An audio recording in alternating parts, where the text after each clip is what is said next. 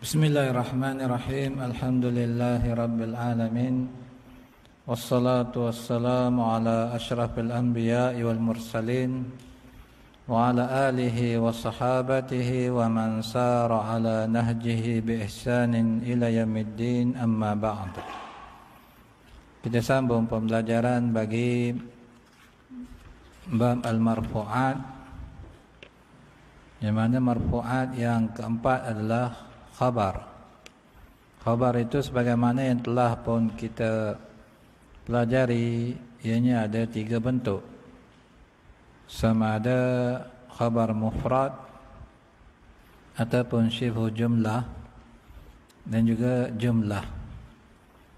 Syibhu jumlah itu ada 2, sama ada ia datang dalam bentuk jar majrur dan juga datang dalam bentuk zaraf. Kita masuk kepada yang ketiganya, al-jumlah. Artinya ayat. Jumlah itu dalam bahasa kita ayat lah. Ayat yang disebutkan selepas mubtada juga boleh menjadi khabar bagi mubtada. Jumlah atau ayat terbahagi kepada 2. Kita ingat dalam bahasa Arab, ayat terbahagi kepada 2. Sama ada ianya dipanggil dengan jumlah ismiyah, iaitu yang bermula dengan ismun, ataupun ianya adalah jumlah fi'liyah, iaitu ayat yang bermula dengan fa'lun.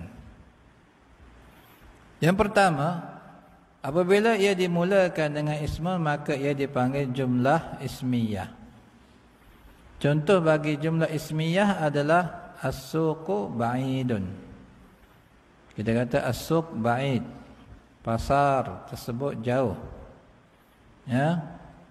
Sekarang ini di sini ada 2 ismun.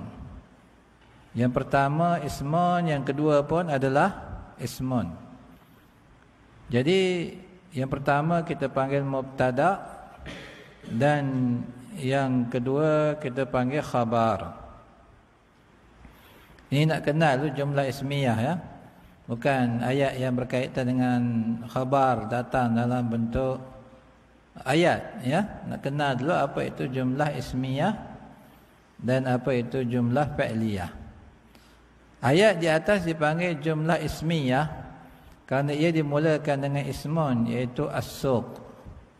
Di dalam struktur ayat bahasa Arab, jumlah ismiyah ini boleh menjadi khabar bagi mubtada'. Ia adalah ayat dalam ayat, ayat di dalam ayat. Maksudnya apa? Ada ayat yang utama, dalam ayat yang utama ni ada ayat lain. Ya. Ada ayat yang lain, dia ada hubung kait dengan ayat yang utama ni tadi. Contohnya apa? Uthmanu abuhu mudarrisun. Uthman ayahnya seorang guru.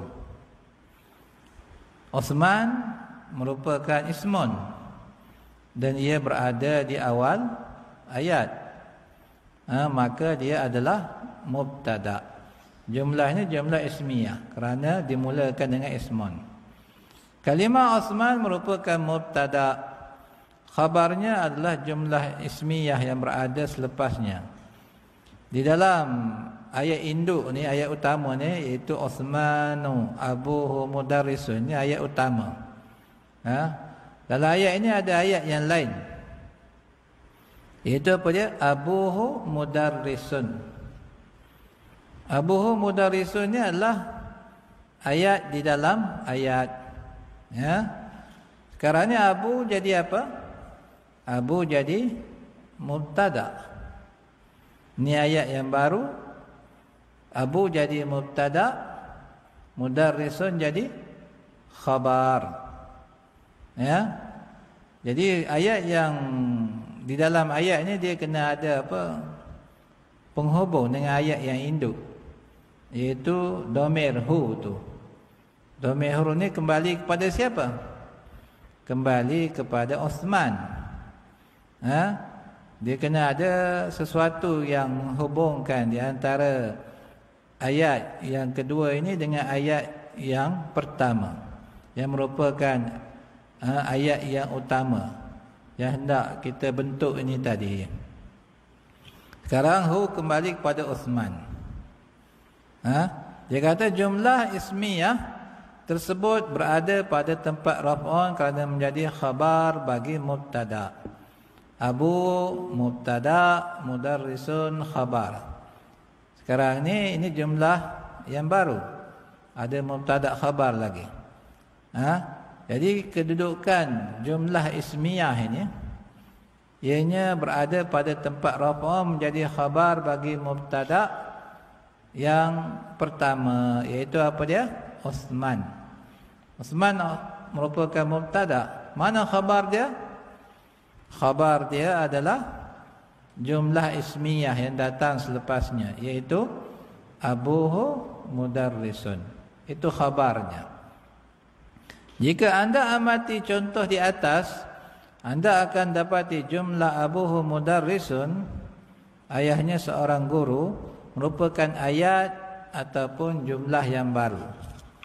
Ini ayat yang kedua. Kalimah abu menjadi mubtada bagi jumlah yang baru tersebut, manakala mudarrisun menjadi khabarnya. Jadi jumlah abuhu mudarrisun ini merupakan jumlah ismiyah yang menjadi khabar pula bagi kalimah Uthman. Tengok contoh, tengok apa gambar rajah di situ. Dia kata Uthman mubtada awal. Artinya mubtada yang pertama. Abuhu sekarang dia menjadi mubtada yang kedua. Mudarrisun khabar bagi mubtada yang kedua ini. Kemudian jumlah abuhu mudarrisun ianya menjadi khabar bagi mubtada yang pertama. Nampak?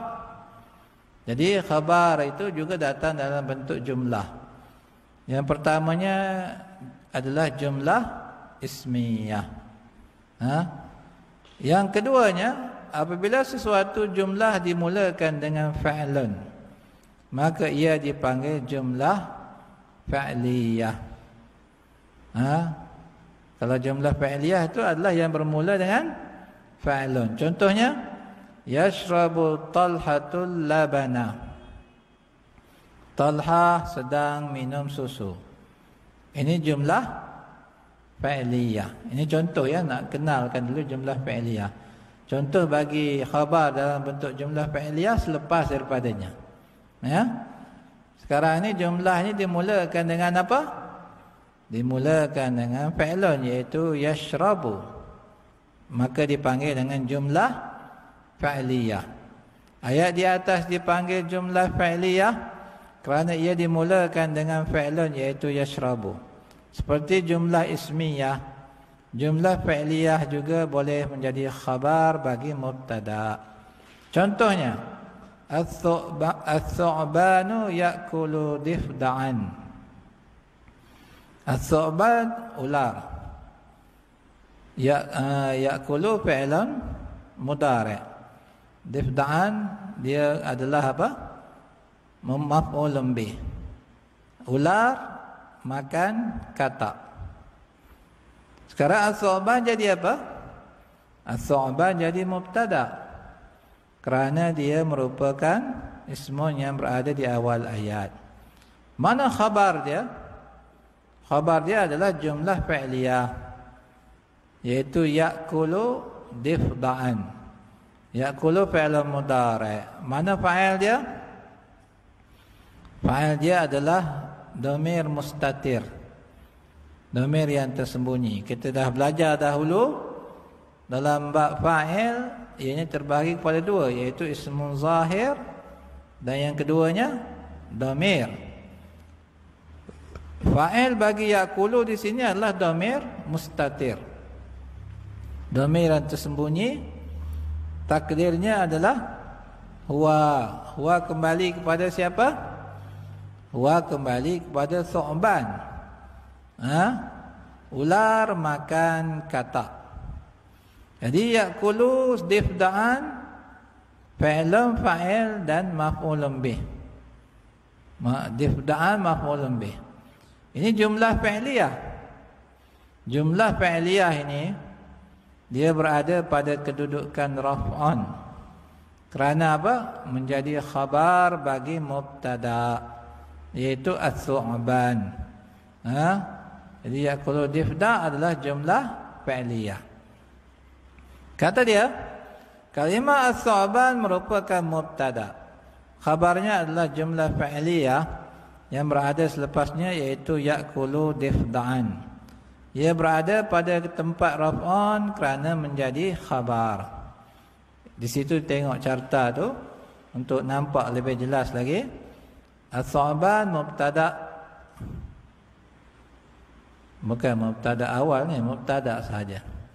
Dia tak ada dua mubtada di sini ya. Jadi ini kesalahan. Jadi yang betulnya dia adalah mubtada saja. Ia adalah mubtada. Kita tak panggil mubtada awal. Betul kan ya? Kemudian ya'kulu fi'lun wa fa'il. Difda'an maf'ulun bih. Kemudian jumlah itu, jumlah fi'liyah ini, dia adalah khabar bagi mubtada. Nampak semua? Baik. Habis bab yang berkaitan, ada ulang kaji. Kita baca ulang kaji dahulu. Khabar adalah berita bagi mubtada. Bila sebut khabar, apa makna dia? Iaitu berita. Apa yang hendak diceritakan tentang mubtada itu dipanggil khabar. Khabar terbahagi kepada tiga, iaitu mufrad, syibhul jumlah dan jumlah. Yang kita masukkan dengan mufrad itu bukan seperti dalam bab i'rab. Ingat ya, mufrad di dalam bab ini ia membawa maksud apa? Satu perkataan sahaja, bukan bilangan yang satu. Kalau bab i'rab ismu mufrad itu ia merujuk kepada kalimah yang menunjukkan ada satu sahaja objeknya. Seorang, sebiji rumah, sebatang pokok, sebagai contohnya. Itu makna mufrad di dalam bab i'rab. Di dalam bab ini ia bukan membawa maksud bilangannya satu. Ia membawa maksud kalimahnya satu. Ya. Sebab yang menjadi khabar itu ada yang satu perkataan sahaja. Macam apa? Macam al-muslimuna, al-muslimuna, sebagai contohnya kita kata apa? Qaimuna, contohnya orang-orang Islam berdiri. Qaimuna di sini satu perkataan saja. Kalau jar majrur ada berapa perkataan? Dua ataupun lebih. Ya. Di sana ada kalimah yang tersembunyi. Kan? Ada kalimah yang tersembunyi yang dipanggil syibhu jumlah. Dua perkataan. Zaraf, jar majrur, dia ada dua perkataan. Kemudian pula jumlah, jumlah ikutlah, ada ayat yang panjang, ada ayat yang pendek kan. Itu yang dimaksudkan dengan mufrad dalam bab ini. Kemudian yang ketiganya, mufrad adalah khabar yang terdiri daripada satu kalimah sahaja. Yang keempat, syibhu jumlah terbahagi kepada dua, iaitu jar majrur dan zarfun. Yang kelima, jumlah juga terbahagi kepada dua, iaitu jumlah ismiyah dan jumlah fa'iliyah. Yang keenam, jumlah ismiyah adalah ayat yang dimulakan dengan ismun. Yang ketujuh, jumlah fa'iliyah adalah ayat yang dimulakan dengan fa'ilun. Tengok carta tu. Jadi itu sebagai apa? Untuk kita mudah nak bayangkan semula lah carta ni. Nak bayangkan, nak ingatkan semula apa yang kita belajar bagi bab-bab yang sebelum daripadanya. Kita masuk pada fasa yang kelima. Ismun bagi kana dan saudara-saudaranya. Dalam bahasa Arab ada bab yang dipanggil dengan kana wa akhawatuha. Kana tu kana lah fi'lun. Kana yakunu kaun kainun kun. Orang kata kun jadilah tu daripada kana ya. Daripada kana.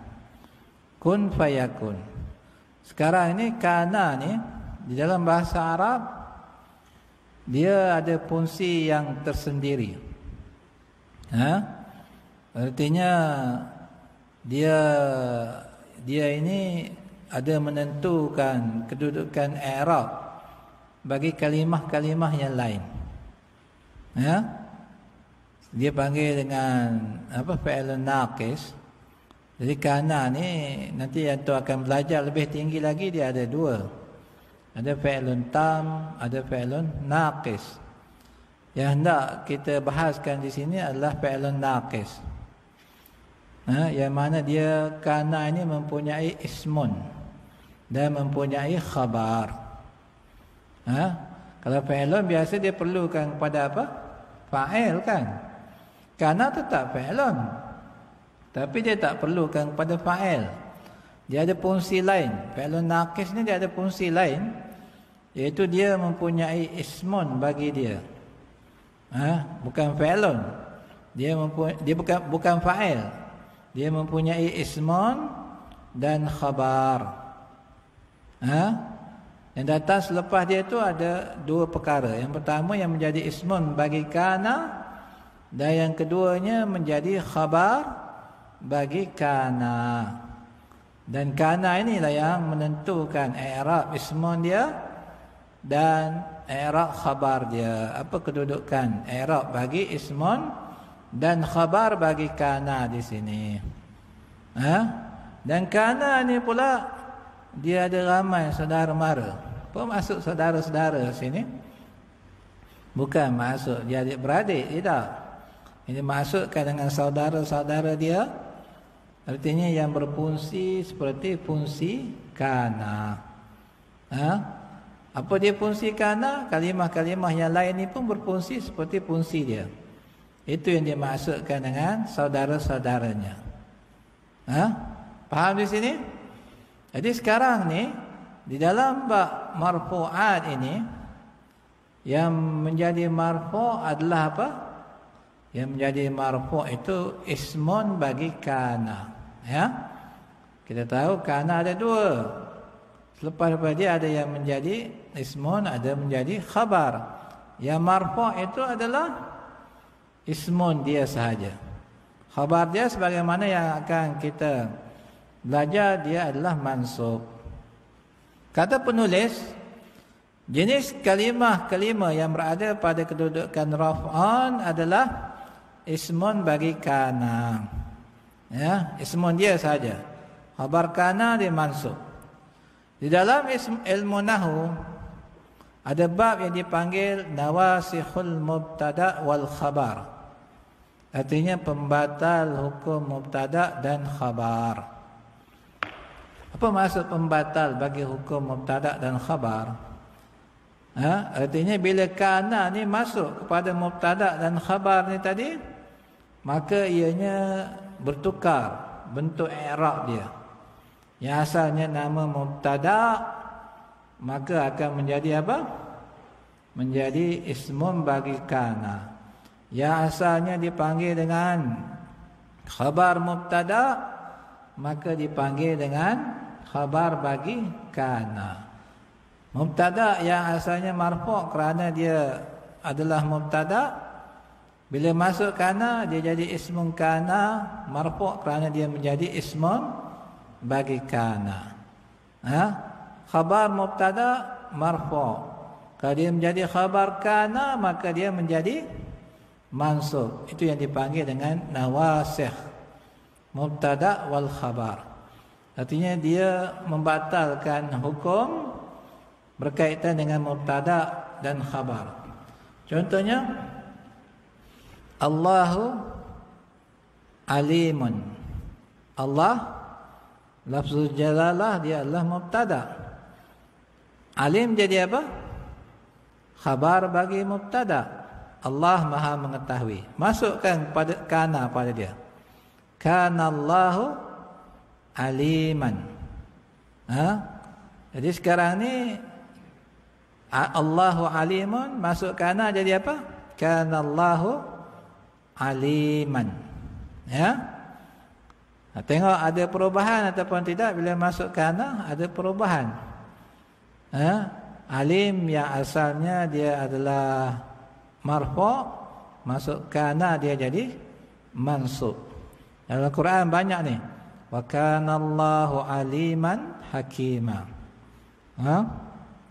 Sebagai contohnya. Jadi kenapa aliman mansub? Kerana dia adalah khabar bagi kana. Jadi asalnya ismun kana dan khabar kana ni adalah mubtada dan khabar. Kemudian dimasuki oleh kana, lalu berubah hukumnya. Kata dia artinya pembatal hukum mubtada dan khabar. Nawasih tersebut ada 3 kumpulan. Artinya ada 3 kelompok kalimah yang membatal hukum mubtada dan khabar ini.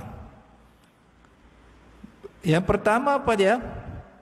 Kana dan saudaranya. Ini yang akan kita belajar di sini. Yang kedua apa dia? Inna dan saudaranya. Inna apa masuk juga pada mubtada khabar. Contohnya apa? Muhammadun karimun. Masuk inna jadi apa? Inna Muhammadan karimun. Jadi itu akan kita belajar dalam bab inna nanti ya. Yang pentingnya sekarang ni inna juga masuk kepada mubtada dan khabar dan membatalkan hukum mubtada dan khabar ini. Ya. Yang ketiganya apa? Dhanna dan saudara-saudaranya. Muhammadun qawiyyun. Muhammad seorang yang kuat. Masuk inna. Dhanantu Muhammadan qawiyyan. Aku menyangka Muhammad seorang yang kuat. Sekarang ni Muhammadun qawiyyun masuk dhanna jadi Muhammadan qawiyyan.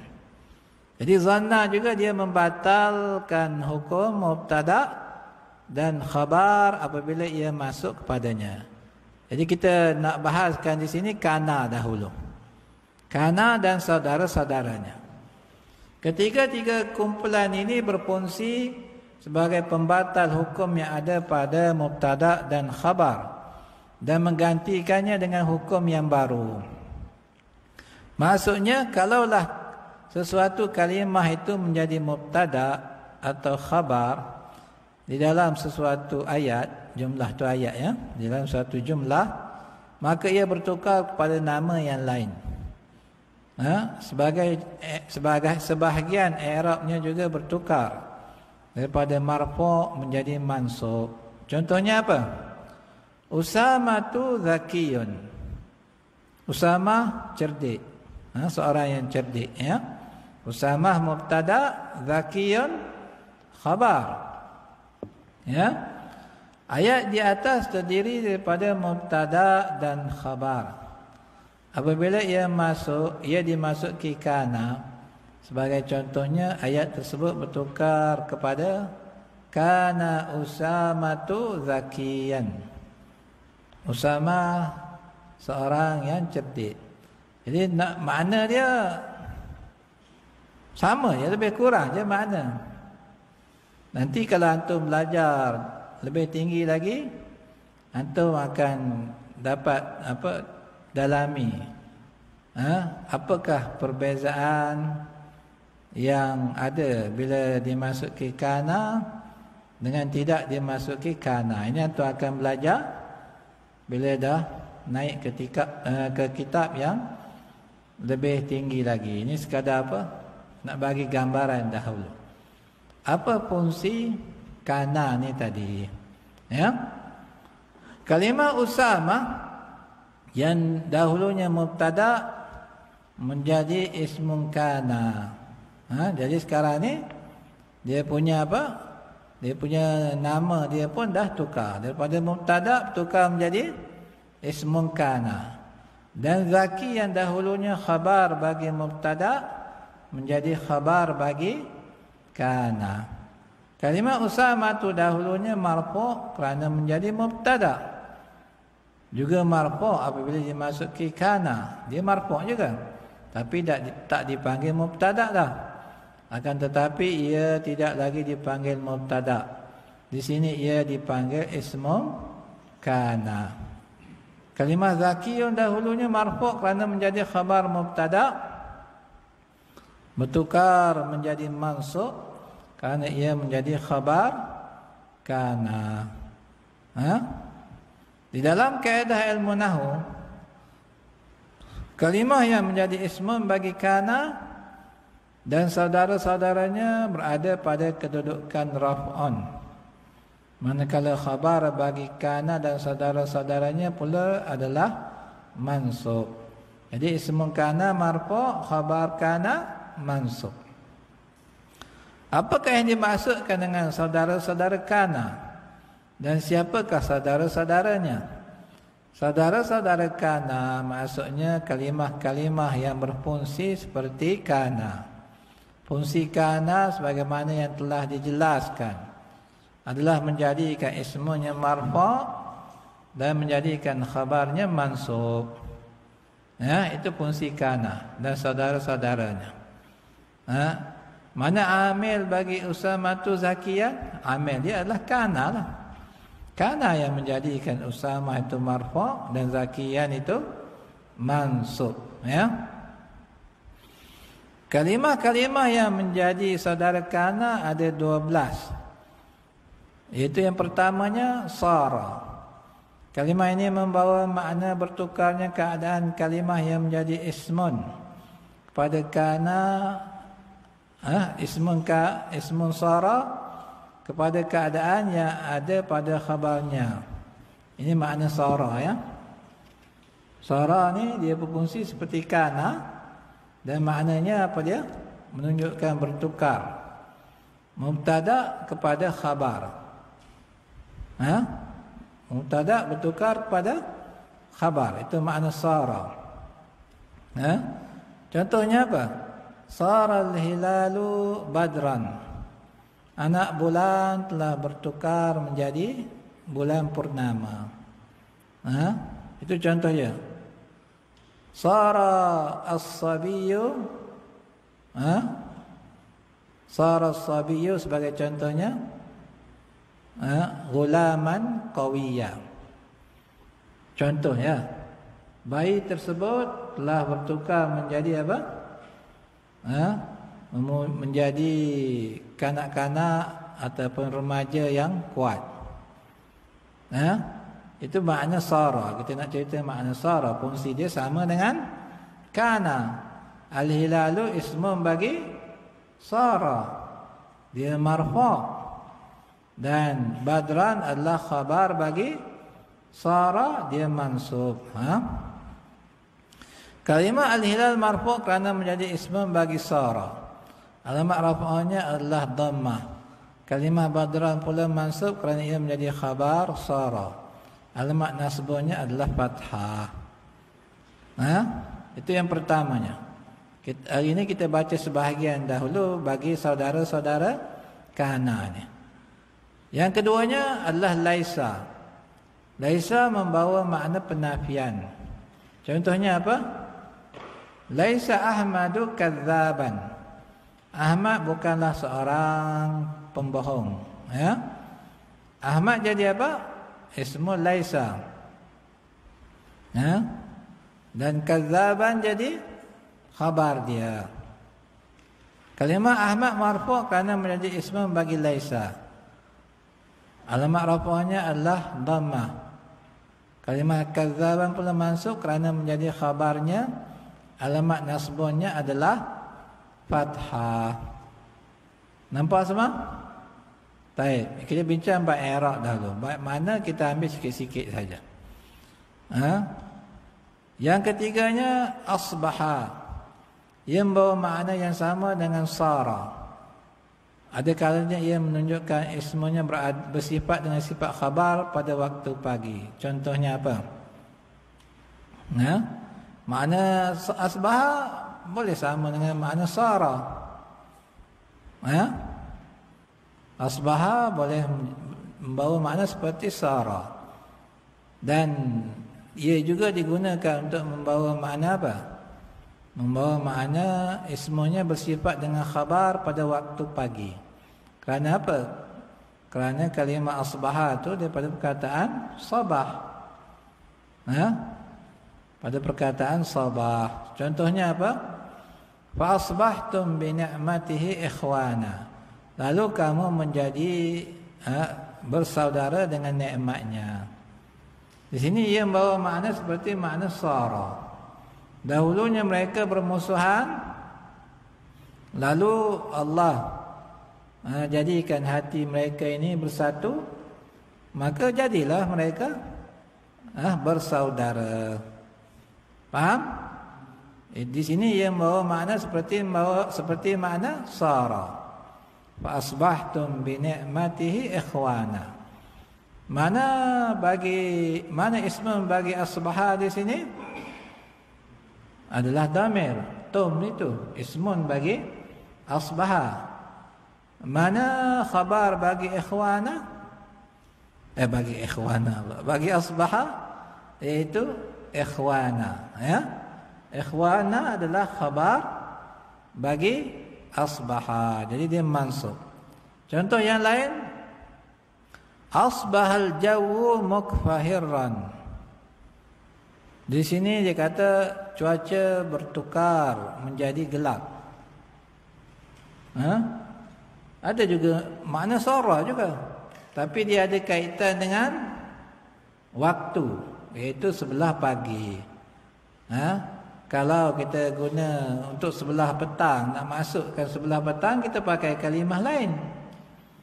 Cuaca ini bertukar pada waktu pagi, kita pakai asbaha.